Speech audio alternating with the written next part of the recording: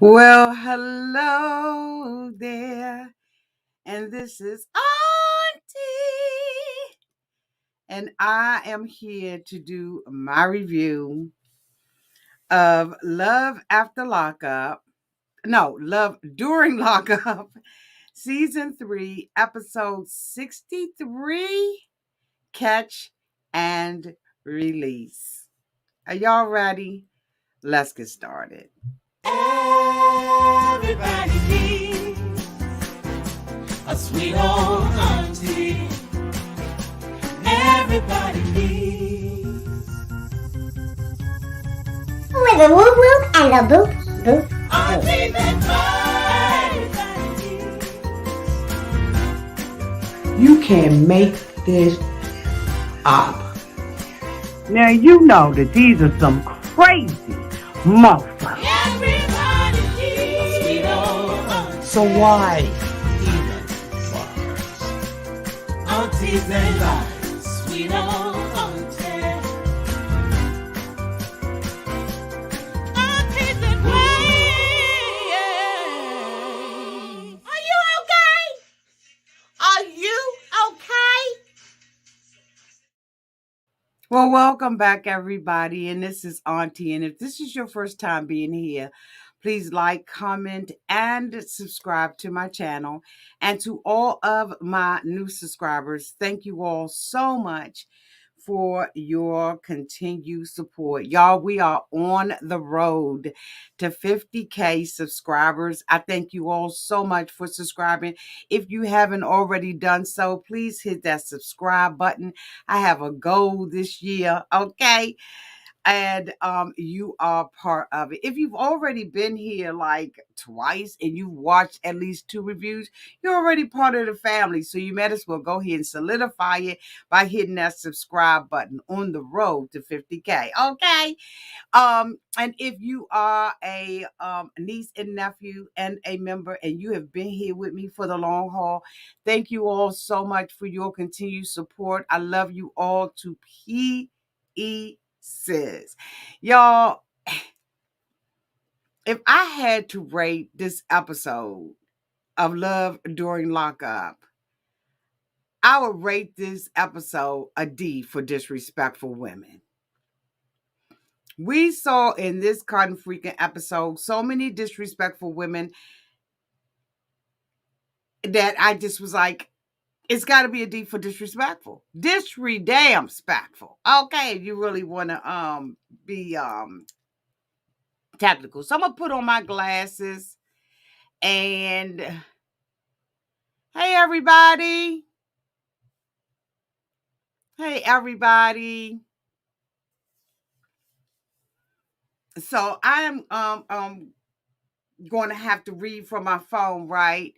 I hate having my glasses on, but I don't know these couples. And y'all know I'm bad with names as it is. So I got to put me on some glasses and I got to use a cheat sheet hunty because these mofos are off the chain. Y'all let me know down in the comments section what you all would rate this. I always go back and look at y'all ratings and see whether or not I'm on or off in my assessment of what I think this show should be rated, right? I've been having all kinds of computer problems, lighting issues, and some more. But we about to go on, honey, and let have. All right, so who is the cotton freaking first couple that I want to talk about? Max and Tara. Okay, so Max think that he is the hot stuff. He is living on somebody else's sofa. Now he indicates that he's not living with, the little sex toy roommate because she is, harassing him. But I really think that this mofo lives out of a backpack. I'm just getting backpack teas from him. And so he's over at his friend's house and everything. And of course, he hasn't heard from Tara. Now, the last time that we saw him, Tara was supposed to do a Skype call and all that kind of stuff with him. And she stood him up or ghosted him, allegedly, according to him. And so he is, over there talking to his friend about it. And the thing about it is he's trying to come off as this sexy, confident type of guy, bodybuilder. He's talking to her about what size she is and, that he'll be able to assist her, with getting her weight together if she's actually a fat ass catfish. Well, come to find out she isn't. She's a beautiful woman, but she just don't want to have a got thing to do with him. Okay, it's just simple as that. Because the mofo look a little crazy, he look a little weird. Okay, he looking a little Martianish to me, and he just has extremely low self-esteem. He wants to come off as this reformed fat boy who got bullied in school, and he's not. He's coming off as a biatch. Okay, and that's just my opinion. Okay, my opinion. Everything said here is for reporting, commentary, and all of that kind of stuff, right? And it is a matter of my opinion. So this mofo is, talking to his friend and everything, and he, decides that he's going to call the prison to see, what happened to Tara and everything because she's not interested in him. And so after, he gets on the phone and everything, he calls the prison. They tell him, honey, that Tara been released. Girlfriend ain't called him, ain't emailed him, ain't sent a paper plane, bitch. She has just ghosted him like for show, for real. And I'm so happy that she did because his ego, the little fake ego that he's got going, needs to be knocked down a couple of pegs or two, if I don't say so myself. He's not everything that he, leads himself on to. I don't really believe that him and Tara, based on the interview I heard, had a real relationship anyway. This mofo just really wanted to be on television, and this was a way that he was able to do it. She said the next thing she was getting a cotton freaking letter from the prison, from the production company saying she was on the show. But she ain't interested in this mofo. No way, no how. Okay. All righty. Okay. So anyway, we gonna we gonna go on past him. Who's the next couple that I want to talk about? Hunty. And that is Septima and Tulsi. Now, this lady is old enough to be my mother. Now, I ain't going to say she old enough to be my grandmother, but she's at least old enough to be my mom. She has lost weight and really has had low self-esteem, okay, because she puts value in what people think about her instead of putting value in what she thinks about herself. And so now she's, at this ripe old age of 85, and she wants to start doing these sexy photo shoots for this mofo. Now, she said that when she sends something to him, that it has to go through the hands of 10, 15 people. But yet and still, she's sitting up in somebody's studio, about to be butt out, okay, ass out, and doing a photo shoot. Make that make sense. It's the stupidity for me. Now, I don't know what it is for y'all, but it's the stupidity for me. But anyway, Santiba, got her girlfriend with her and everything. Your girlfriend's root you on, whether you right, wrong, or indifferent. And so the girlfriend is rooting her on and everything. And so she gets to this little studio, little nice setup and everything. And she has some lingerie pieces. I would have picked different ones out for her, given the fact that she is 85. That body is aging. Stuff is not standing up the way that it used to stand up. Okay. We got to put, we got to wear what we got to wear. We got to do what we got to do. There's a way of being sensual and all that kind of stuff without having it all hanging out and having the stuff drooping. I mean, she may want to go and see Marley and Libby Ray, okay, to get her a couple of little tucks and releases and some little secrets and stuff from Marley, because Marley be having her stuff standing up. So anyway, she, comes out with her lingerie outfit on, her hair's looking a hot mess. I don't know if she's trying to look like some, I don't know what look she's going for. I can't, I don't know if it's sex puppy. If she want to be pet on the head. I don't know what the look is, but the look is absolutely and completely horrid. Okay? Horrid. But anyway, so she comes out and everything, and he tells her to sit on the edge of the chair, gape them legs open and everything. And she was like, "Well, I don't know, I don't, I can't. They can't have pictures of my boobies. They can't have pictures of this. They can't have pictures of that. But still, and yet you're sitting in a lingerie outfit, boo. You could have chose something different, okay? You in lingerie, as they say." The people that don't know how to pronounce it call it lingerie, but you're sitting in lingerie, and this is getting ready to go through 10 or 15 people's hands. Now she says she doesn't know whether or not he is selling her pictures for oodles and noodles. Girl, he's not selling them. He's probably giving them away. Matter of fact, it's probably hanging up in someone else's cell block 10. Okay, he's not getting it. He's not the one. It's not in cell block 1. And I'm just saying, honey, it's just no, no, no, no, no, no, no, no, no. We're not doing this at this age. We're just not doing it. I mean, he may be, giving it away for like a half a cigarette or something. Not even a whole cigarette, a half cigarette. You're going to have to come a little different, boo, if you want, a mofo to be doing that, okay? Because less is more and more is less, okay? But anyway, somebody said, damn, auntie.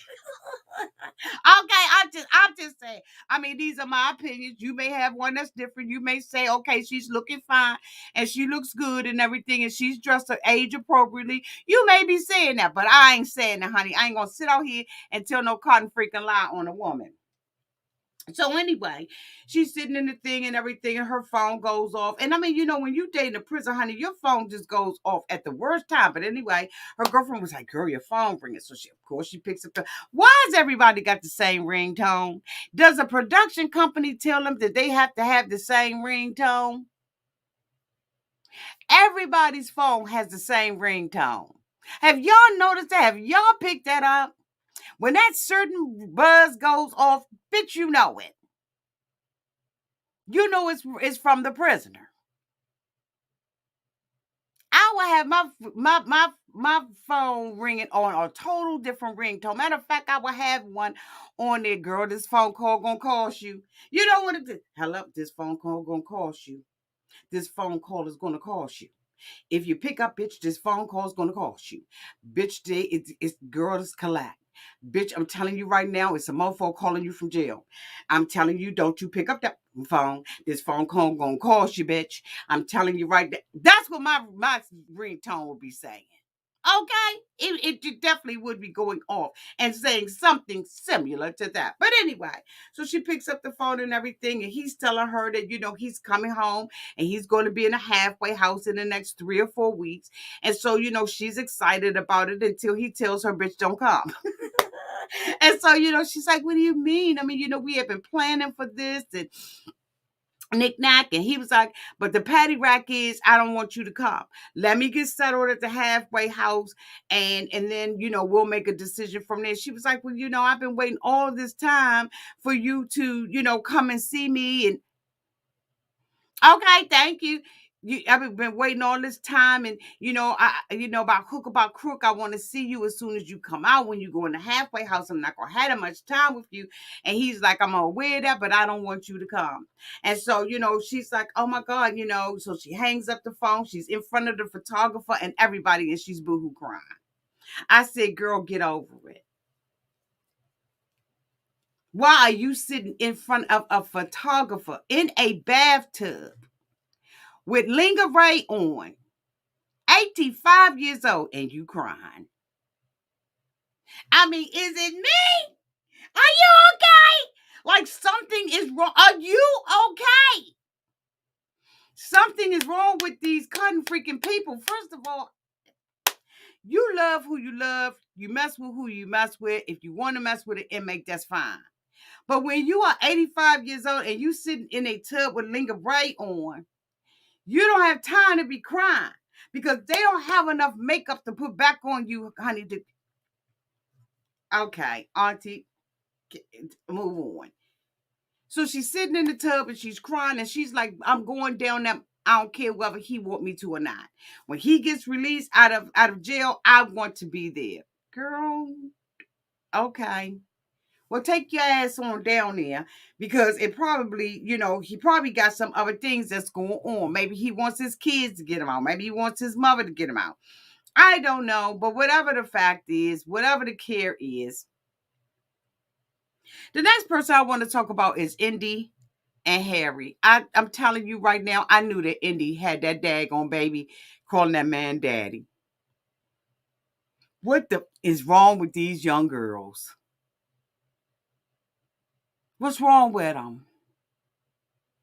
Why can't they daddy be their daddy? See, here's the thing. When you are in a relationship with somebody and you break up with them and you have a baby, that child is not going to ever forget that they got a daddy. Now, you can put a pseudo daddy in place, a plastic daddy, a daddy dummy, or a dummy daddy. But at the end of the day, that child is going to grow up and know that ain't their daddy. That ain't their daddy. And you would rather have a mofo. Now, I don't know what's going on with Indy's baby daddy, but you would have your baby think that the daddy, the original daddy, is a kidnapper. The mother last week went and pulled up the man's records. And you think that it's okay for this little girl? I don't care what kind of words she using to call him daddy. She's calling him daddy. That bothers me so much with these young girls who think that a daddy is replaceable, honey, like a paper doll. That people and they're in the places that they it's not okay. Then she got the little girl sit there and say, I'm giving you my whole heart. You don't know this mofo. You don't know how committed he is to you and your child. They'll say anything while they're in prison. Didn't your mama tell you? Your mama done already told you. You don't know this mofo. Indeed. She's talking to him in jail. And, she's excited about moving to Ohio with him. Uprooting your baby from the family, the support, and the love that they already have. You're going to uproot this baby, take this baby to Ohio, this child, and you got another child. Now, let's not forget that she got 2 children. Now, again, I don't know the relationship with the other child, but you got 2 kids. So you're going to uproot, move this baby to a whole different state. She asks Harry about his family and whether or not she should reach out to him, and the mofo told her no. So what support are you going to have in Ohio for your baby? Is that pseudo grandmother going to say, I'm the grandmother? You don't even know the family. And then he don't even want you to reach out to him. And he's sitting up there talking about me and my family ain't got no good relationship. I wonder why. I wonder why. When she asked him last episode whether or not, he was happy about her coming to Ohio, he wouldn't even commit to this. But still, yeah, you got your baby calling him daddy. Okay. All right. Okay, Indy. Yeah, okay. Mm-hmm. Yeah. Okay. Mm-hmm. Yeah. Okay. The next month I want to talk about is Tia. If you are a member of Auntie's Advice, you have already seen the interview that we did with Tia. But I'm going to tell you right now, I was trying to get Tia the benefit of the doubt, but I'm going to tell you right now, I'm giving Tia Ty. I'm sorry, not Ty, not Tia, Ty. I'm giving Ty the side eye. Now, the members, y'all let me know what y'all think because y'all have had an opportunity to meet Ty behind the back door. At first, I was trying to go with Ty's story, but I cannot anymore. Ty and this cotton freak. Now, I asked Ty when we was behind the gates about this girl that allegedly is blowing up her phone. Ty is having a full-fledged conversation with this girl. This is something you throwing in the storyline, Ty. Ty can't roll with your excuse, and I can't roll with your story. It's coming off fake. Because every time you somewhere, she's calling you, Ty. Ty, you got 3 cell phones. She ain't been blocked yet, Ty. So now you setting yourself up to meet Boston, Ty. Please. Ty, the storyline looks phony as. Now you welcome to come back out to the members and we can have a conversation behind stage again. It's up to you. And I can set up the phone line and we can talk to you on the phone line, the members and I. But I'm gonna tell you, Ty, this is phony, and we're not buying it. You're out with your girlfriends, and this girl calls, and you got the phone on the table because your whole life is lived through the internet. A FaceTime, a Snapchat, a Instagram, a Skype call, whatever. You're not living in reality. So you sitting there with your girlfriends, you out at the bar, and you entertaining Boston. Your girlfriends hang up on her, and you give a little side story about who Boston is. So you messing with Hardy and this other man. But allegedly, you got 8 other ones that you're talking to, too. So you're going to have to take us to the room and show us the board. Because I don't believe that either. I believe that these are the 2 prisoners that you're messing with, Ty. These are the 2 prisoners that you're messing with. You said one of them you met on the outside. And then you said one of them you met on the inside. But Hardy's your main guy, but you date other people. You really want a relationship outside of, like, I can't. So the girlfriend says, you know what? She says that she has more romance messing with a prisoner than she does with a regular person. Something wrong. Because you only romancing yourself. You say you get more intimacy with a prisoner, but you only being intimate with yourself. And the figment of your imagination. You're using a lot of imagination.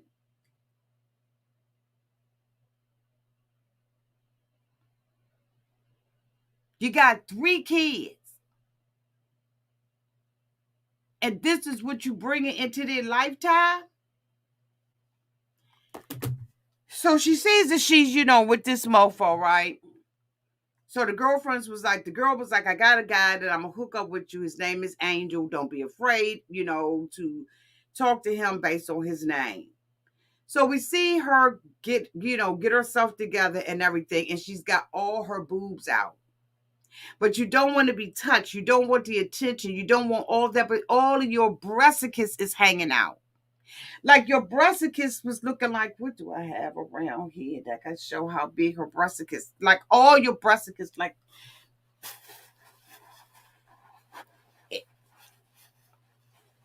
all your breasticus is hanging out. If you don't want this attention, then why would you go dressed like that? This some bullshit. So she goes out with Angel. Angel is a gentleman and everything. She shows up and she's nervous. It's obvious she's nervous around being around real people. So she, Angel, is a gentleman in all his ways. Thank you, Angel, for being a gentleman. And so she comes in there and everything. She says, I'm a mortician. She says, I'm a mortician, and are you afraid of that? And he was like, no. I mean, what's scary about a mortician? Nothing. They morticians are people too. It's people that got worse jobs. It's people that got worse jobs, honey, than a mortician. But anyway, So, he's sitting there and everything. She pulls out her phone. She says she's got to have her phones out, so that, she can be a mom. Bitch, that's the last thing that's on your mind is being a mother. So the phone rings, and of course it's the girl. So she gets up. Hello, I don't want you playing on my phone. Why is you playing on my phone? Wait a minute, hold on for a minute. Why is you playing on my phone? Producers, please, see my phone. See that she's calling. Same ringtone. Producers. Oh, wait a minute, I'll be right back. So she goes outside and she gives conversation to Boston, who's supposed to be stalking her, who's supposed to be playing on her phone. But you're giving the chick conversation. Boston said, let's meet up. Of course it's going to be a meetup because you got to try to bring the drama. Of course it's going to be a phony meetup. Ty, we ain't believing this bullshit. We just going to go. So she tell Boston she's not the one that, speak negative about women. But if she come at her wrong, she going to come at her strong. So the next thing you know, she goes back in. She said that she got to get herself together because she needs him to be more attracted to her. She goes back in and she leaves with a lie. She tells him that she was at the funeral home and it got flooded. He said the only thing flooded was her mouth. The only thing flooded is her brain.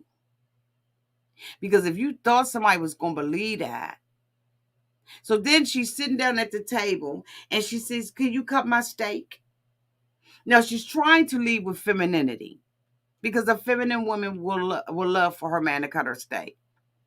But then the next thing you know, she said, well, if you could, it's been a long time since I've had a man to cut my steak. You keep doing that, then I'm going to let you cut something out. Now you being a hoe. You can't go from being a feminine woman to going to being a hoe. He was like, what you mean by that? She was like, what do you think? He said, I ain't putting no words in your mouth and I ain't making nothing up either. Angel is being very courteous. Thank you, Angel. Thank you for being a courteous man. Thank you for not being disrespectful. Thank you for treating her like a lady, regardless of how she presented herself. Thank you, Angel, for bringing back that swag and that style that real men have. Because you didn't have nothing really to work with. Okay? Now, I told you, Ty, that I was going to tell the truth out here in these streets. Please make sure, if you want to, you can come on back with the members again and we can talk about it. Because I'm going to tell you right now, I wasn't impressed. She leaves the restaurant with him. She ends the date. She said, my car is parked right here. She walks to the car and next thing you know, she's rubbing him on his head. Boo.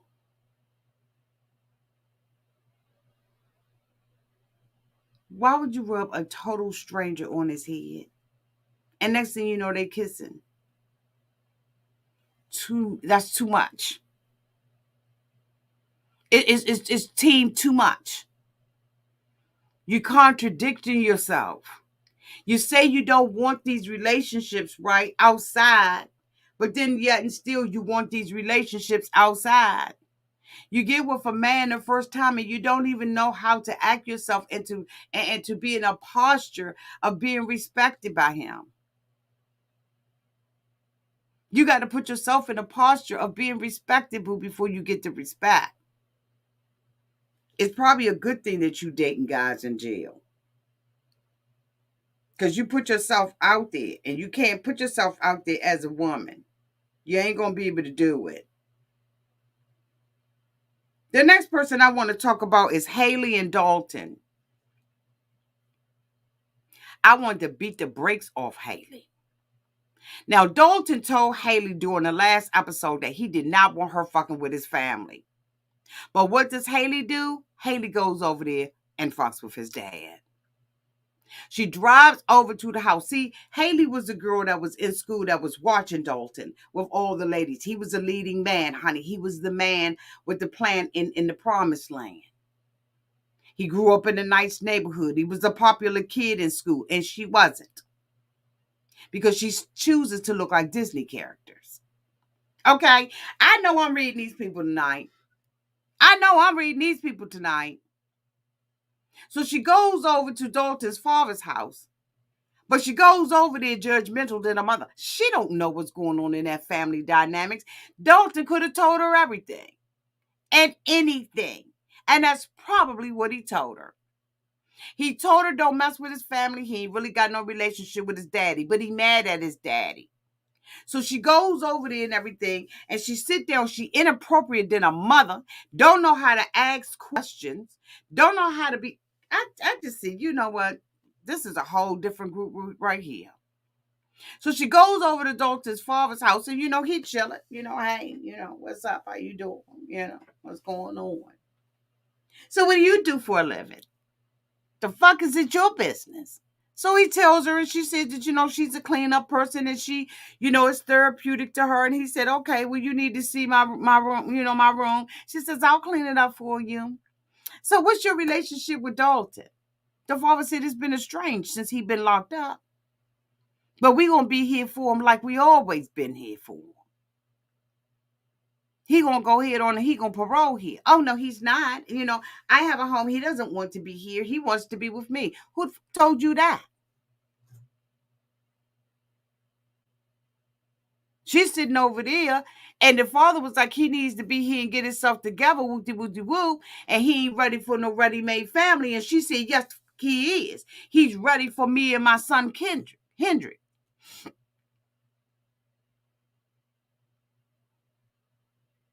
The father said, if she think that Dalton is ready to come home with a ready-made family, living in a little house in the prairie, she is, hell no. That's not what he want. And you can tell that that's not what he want. Okay, what you saying? Thank you so much, True Crime and Trash TV, for the $1.99 super chat. Dalton dad has been arrested for. Oh, okay.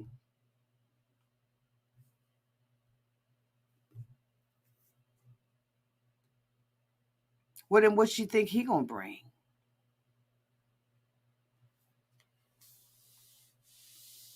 What she think he bringing to the table then? But she has the audacity to judge his father for anything. Because whatever happened between him and his father was between him and his father, not her. And it doesn't mean that he was bad to the kids. This means he was bad to his wife, if that's the case. But thank you so much for letting me know that.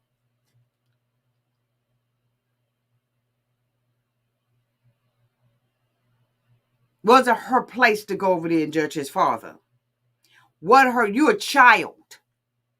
Uh-huh. And you need to stay in the child place. Uh-huh. Period. So she goes and puts a deposit down on the house. She says that the house is hers. The mother said, this your house? She said, yes. She said, you brought it? She never said yes.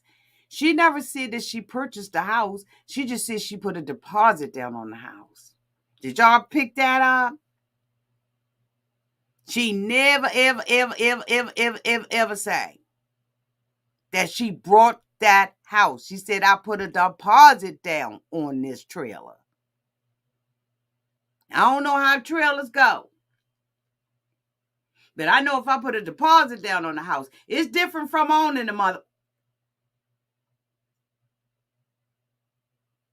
Her mother trying to be happy for her. She takes her mother with her. Her mother is happy for her. And she's like, I'm proud of you and all of that kind of stuff. But did you buy the house? Are you going to put his name on the deed? If she brought the house, the deed already done. If she brought the house, it's already a done deal. Y'all know I got a real estate. If she brought the house, it's already done. It would take her some time to put him on a deed, mama.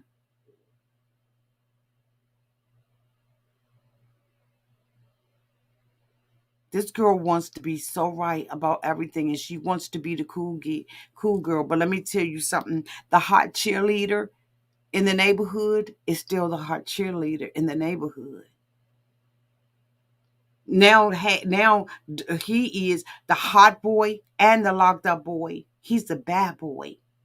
And if you think that the hot cheerleader and the other girls in the neighborhood, you know, well, let me get past her because I can't stand her. The last person I want to talk about is Gabrielle. I'm gonna have to remove this. I'm gonna have to remove this. Ray Della, can you please remove that, or just remove it yourself, please?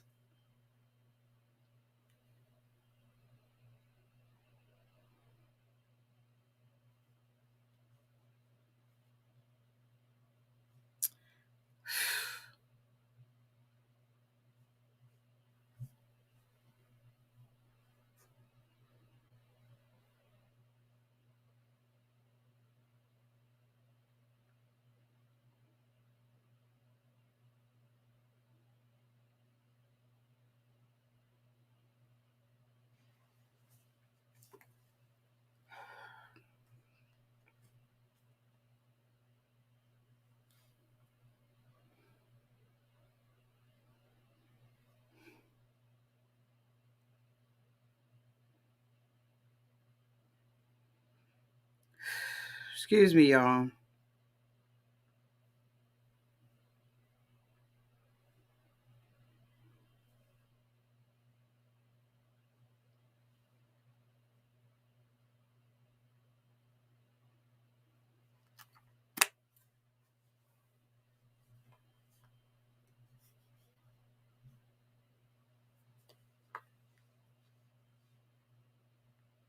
You're not in trouble, Kim.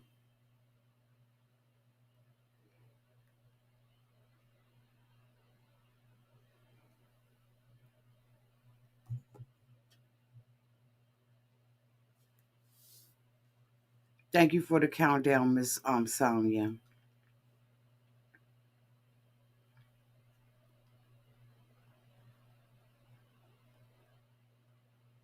The next person that I want to talk about is Gabby. Gabby is sitting around waiting for her man to come out of lockup, out of solitary confinement. In the in between time, she's out with her girlfriend. She says that she needs retail therapy. Now, I don't know what retail therapy she is talking about and whose money she's using for it, but okay. So she's with her girlfriend and they're at a store and all that kind of stuff. And she's talking about, you know, her man and all that. And she decides that she's going to call his mother. So she calls Chris's mother on the phone. And she's like, you know, hey, how you doing? You know, I was calling to see, you know, you hear anything from Chris? So the mother was like, yeah, he getting out in like 3 or 4 weeks. And she was like, so why you ain't say nothing to me about it? And the mother was like, I mean, you know every damn thing else. I thought you knew. So I ain't even called you. But yeah, he gonna come here. He's gonna, you know, parole here. No, Chris is not gonna want that. Is his name Chris? Let me make sure, bitch, because I'm telling you now, I jack a name up. Let me make sure his name is Chris, first of all, okay? Told y'all I gotta get familiar with these people.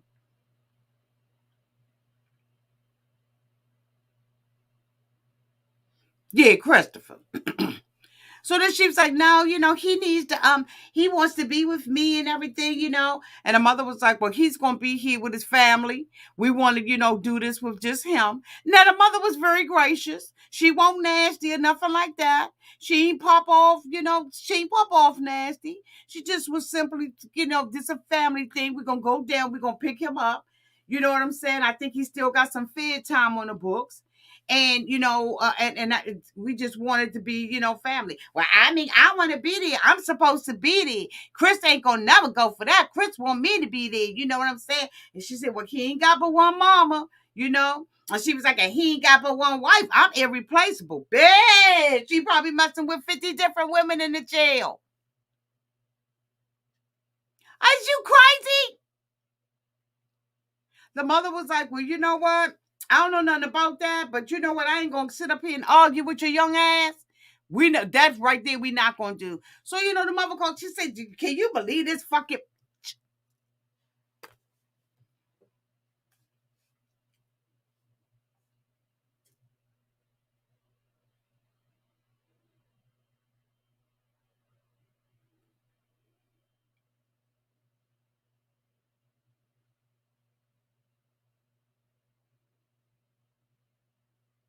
She gonna call the man mother a bitch.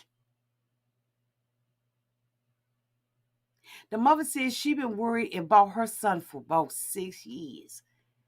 What she meant to say was all his life. And what you don't do, Gabby, is disrespect somebody's mama, especially a mama that been there for him. You think that when he was doing that settlement and he got his ass whipped by them guards in jail, that his mama wasn't there for him? And you sat there and called his mother him bitch? Even your girlfriend's eyes bucked up out her head. But see, because you came off that way and you was nasty, the next phone call that the mother made to her, hey, baby, how you doing? I'm doing good. You looking pretty. Thank you. Yeah, I just wanted to let you know that Chris said, bitch, don't come. Don't come at all. Don't call him. He'll call you.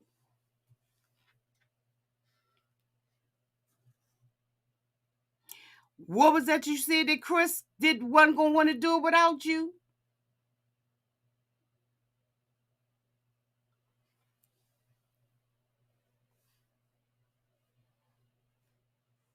Isn't that what you said?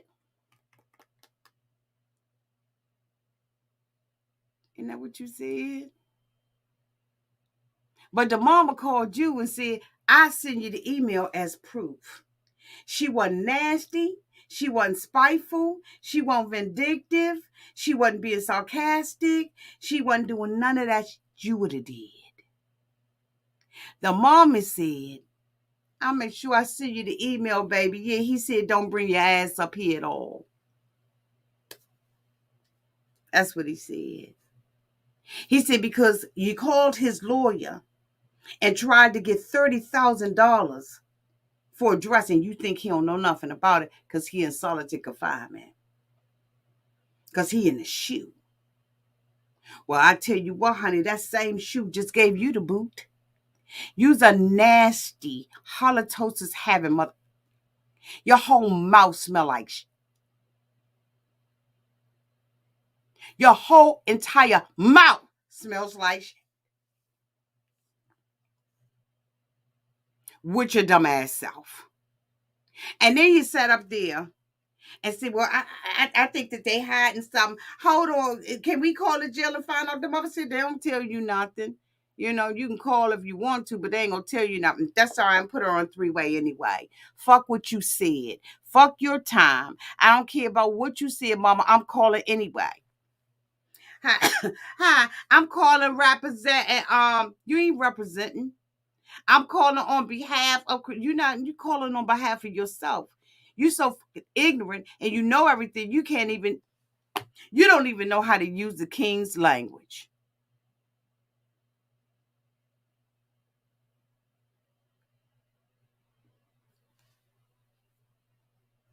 I'm calling on behalf of Chris, and I'm trying to find out when he getting out. The guy was like, I ain't telling you nothing. He's still up in here. That's all you need to know. Well, I mean, do they have is it federal prison time on there? The dude was like, I ain't telling you nothing. Can you calling me for? You want to know anything about Chris? Call his mama. How about that? Call his mama. So the mother was like, all right, then, boo. Deuces, told you. Bye. And now she in the bathroom crying. And now she think it's another woman. But I thought you was irreplaceable. See? You played your own damn self. You disrespected your own self. She said that the family don't like her because they think she's a gold digger. I think you are too. I think you are too. Then you sat there after this woman done took care of this boy all her life. This her son. And you say they mad at me because he gave me money that they thought they should have had. But you pay where you stay. You sit up there talk about when he get out of jail. This is what she said, y'all. When he get out of jail and his mother's there, I'm going to run up to him. I'm going to be his mother, and I'm going to make her wait 30 minutes to hold her son because I'm selfish.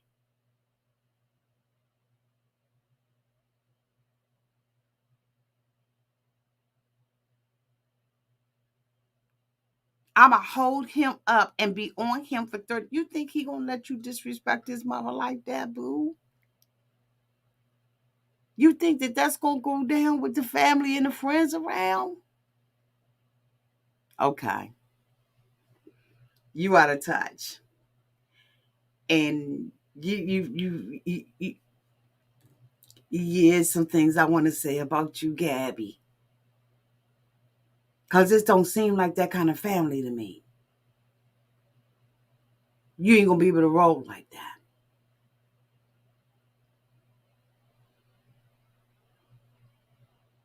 But here's the thing: when you said that your time clock, you didn't even say time clock. You said something else that was dumber than a mother. Was ticking. It's not ticking with him. That bitch is broke. Because if you think you're going to be able to have babies with him and have a successful relationship, you got the game all twisted, Gabby. You can not only respect your own mother, but you can't respect Chris. And ain't nothing going to happen good in your life. You's a trash box, in my opinion. You're the lowest of the low. Nothing's good coming to you, baby love. You can bank on that. Anyway, y'all, that's the end of my review. Thank you all so much for being here. Thank you for the super chats. I love you all to pieces, and I will talk to y'all soon. Y'all be good and be safe, okay? Bye, y'all.